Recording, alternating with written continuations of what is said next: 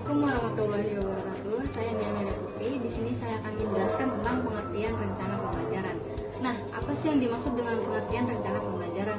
Rencana pembelajaran itu adalah suatu pedoman atau rancangan yang disusun oleh pendidik untuk mengarahkan proses belajar mengajar agar berlangsung secara sistematis, terarah, dan efektif. Rencana ini berisi tujuan pembelajaran, materi, metode, kegiatan, media, dan penilaian yang akan digunakan selama proses pembelajaran. Nah, selain itu saya di sini akan menjelaskan pengertian tujuan pembelajaran. Tujuan pembelajaran adalah pernyataan tentang hasil belajar yang diharapkan dapat dicapai oleh peserta didik setelah mengikuti suatu proses pembelajaran. Nah, tujuan ini menggambarkan kompetensi atau kemampuan apa yang harus dimiliki siswa, baik dalam aspek pengetahuan atau disebut kognitif, sikap, efektif, maupun keterampilan psikomotorik. Nah, selain itu saya akan menjelaskan tentang pengertian komponen tujuan pembelajaran. Nah, apa sih yang dimaksud dengan tujuan komponen pembelajaran? Pembelajaran adalah unsur-unsur utama yang menyusun suatu tujuan pembelajaran sehingga tujuan tersebut menjadi jelas, terstruktur, dan dapat dicapai. Nah, setiap tujuan pembelajaran itu biasanya memiliki komponen-komponen tertentu agar dapat dijadikan acuan dalam merancang kegiatan belajar mengajar. Saya di sini akan melanjutkan tentang pengertian komponen isi materi pelajaran. Apa sih yang dimaksud dengan komponen isi materi pembelajaran? Nah, komponen isi materi pelajaran itu adalah unsur-unsur pokok yang harus ada dalam penyusunan materi pembelajaran agar materi tersebut sesuai dengan tujuan pembelajaran dan mudah dipahami oleh peserta didik. Nah, selanjutnya itu ada pengertian komponen metode cara penyampaian. Apa sih yang dimaksud dengan komponen metode atau cara penyampaian? Komponen metode atau cara penyampaian adalah unsur dalam perencanaan pembelajaran yang berkaitan dengan strategi atau teknik yang digunakan guru untuk menyampaikan materi kepada peserta didik secara efektif dan efisien. Dan yang terakhir itu ada pengertian komponen evaluasi penilaian hasil pembelajaran. Nah, apa sih yang dimaksud dengan pengertian komponen evaluasi penilaian hasil pembelajaran? Komponen evaluasi atau penilaian hasil pembelajaran adalah unsur penting dalam proses pembelajaran yang berfungsi untuk mengukur tingkat pencapaian kompetensi peserta didik sesuai dengan tujuan pembelajaran yang telah ditetapkan.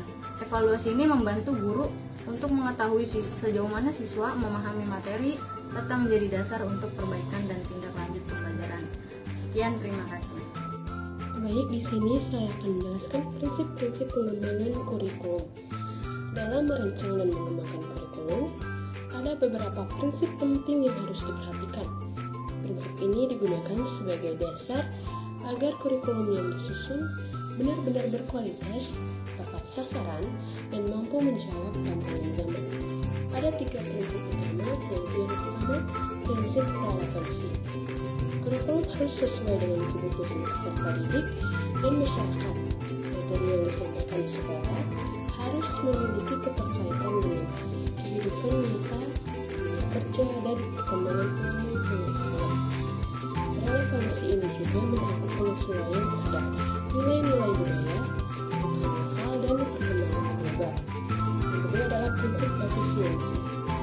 Dalam proses pembelajaran, semua sumber daya yang digunakan seperti waktu, tenaga, pendidik, biaya, dan fasilitas harus digunakan secara optimal.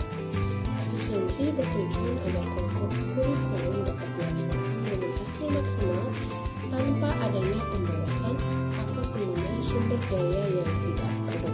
Yang ketiga, prinsip fleksibilitas. Kurikulum harus mudah disesuaikan dengan kebutuhan kondisi seperti perbedaan kemampuan, karakteristik daerah, atau perubahan zaman.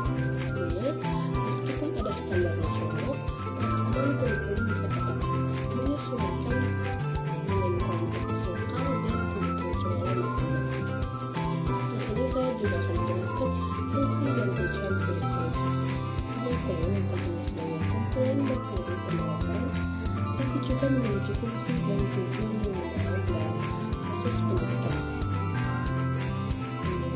Ada 2 hal terkait dengan tujuan kurikulum.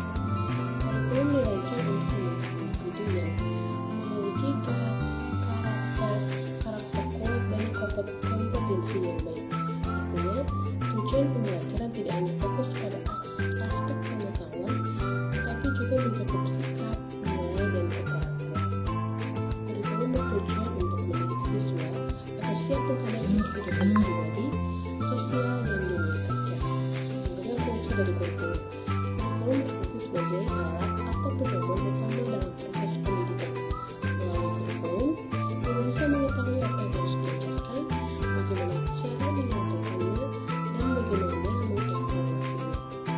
Selain itu, kurikulum menjadi sarana untuk meningkatkan ilmu pengetahuan, keterampilan, dan juga pembentukan kepribadian siswa secara sistematis dan terstruktur.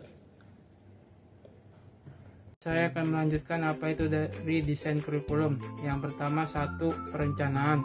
Perencanaan ini adalah tahap awal proses desain kurikulum. Tujuannya untuk menyusun kurikulum secara matang agar sesuai dengan kebutuhan peserta didik dan tujuan pendidikan konteks sosial dan budaya. Contoh kegiatannya itu seperti pembelajaran metode, strategi, atau evaluasi yang akan digunakan. Yang kedua itu implementasi, yaitu tahap penerapan atau pelaksanaan kurikulum di lapangan atau sekolah, bertujuan untuk menerapkan rencana kurikulum dalam kegiatan belajar mengajar. Contoh kegiatannya itu guru melaksanakan pembelajaran sesuai kurikulum yang telah dirancang. Dan yang ketiga itu evaluasi, yaitu tahap penilaian terhadap pelaksanaan kurikulum, bertujuan untuk mengetahui apakah kurikulum yang ditetapkan sudah efektif atau relevan dan mencapai tujuan pendidikan. Contoh kegiatannya itu seperti penelitian hasil belajar, umpan balik siswa dan guru, serta melaksanakan revisi jika diperlukan. Ya, yang poin kedua itu adalah implementasi kurikulum. Implementasi kurikulum adalah proses nyata yang menerapkan rencana pendidikan di lingkungan belajar yang tidak bisa dilakukan oleh satu pihak saja, yaitu diperlukan kolaborasi aktif antara guru, siswa, dan orang tua. Nah, di poin ini adalah masing-masing peran dari pihak. Yang pertama itu adalah guru sebagai perwakilan dari sekolah. Yang pertama, mengajar membimbing siswa. Guru memfasilitasi, bertanggung jawab dalam mengimplementasikan kurikulum kegiatan belajar mengajar, membimbing siswa tidak hanya dalam aspek akademik tetapi juga berkarakter dan nilai-nilai sosial. Yang kedua, siswa. Siswa ini berperan belajar dan berpartisipasi aktif, yaitu merupakan pusat implementasi kurikulum. Diharapkan tidak hanya menerima materi secara pasif tetapi terlibat aktif dalam proses belajar. Siswa perlu mengembangkan kemampuan berpikir kritis, mandiri, kreatif sesuai dengan bakat dan minatnya masing-masing. Dan yang terakhir ini adalah peran dari orang tua. Peran orang tua mendukung proses pembelajaran. Orang tua berperan dalam menciptakan lingkungan belajar yang kondusif di rumah dan terlibat dalam komunikasi aktif dengan guru dan untuk memantau perkembangan anak. Dukungan orang tua bisa membentuk perhatian, waktu, fasilitas hingga motivasi belajar. Jadi kesimpulannya, implementasi kurikulum ini tidak hanya bekerja satu pihak saja, melainkan dibutuhkan berbagai pihak, yaitu guru, siswa, dan orang tua. Ketiganya saling melengkapi, membentuk ekosistem pendidikan yang terintegrasi dan efektif. Sekian dan terima kasih. Perkenalkan, nama saya Bintang. Saya akan melanjutkan materi dari Soleh Sabarudin, yaitu evaluasi kurikulum. Secara luas terdiri dari 3 bagian. Yang pertama, pengumpulan data. Tahap ini bertujuan untuk memperoleh informasi faktual tentang pelaksanaan kurikulum. Data yang dikumpulkan bisa berupa hasil belajar, kinerja guru, sarana dan prasarana, kesesuaian antara rencana pembelajaran dan pelaksanaan, tanggapan siswa, guru, orang tua, atau pemangku kepentingan lainnya. Yang kedua ada analisis data, yaitu data yang telah dikumpulkan, kemudian dianalisis untuk menilai 1. Efektivitas kurikulum dalam mencapai tujuan pembelajaran. Yang kedua, kesesuaian antara rencana dan pelaksanaan. Yang ketiga, faktor pendukung dan penghambat pelaksanaan kurikulum. Yang ketiga ada pemberian rekomendasi, yaitu berdasarkan hasil analisis, evaluator memberikan saran atau rekomendasi. Tujuannya adalah untuk memperbaiki atau merevisi kurikulum. Yang kedua, meningkatkan proses pembelajaran. Yang ketiga, menentukan kebijakan pendidikan ke depan. Rekomendasi harus bersifat konstruktif, realistis, dan berdasarkan bukti yang valid dari hasil evaluasi. Sekian materi dari saya. Assalamualaikum warahmatullahi wabarakatuh.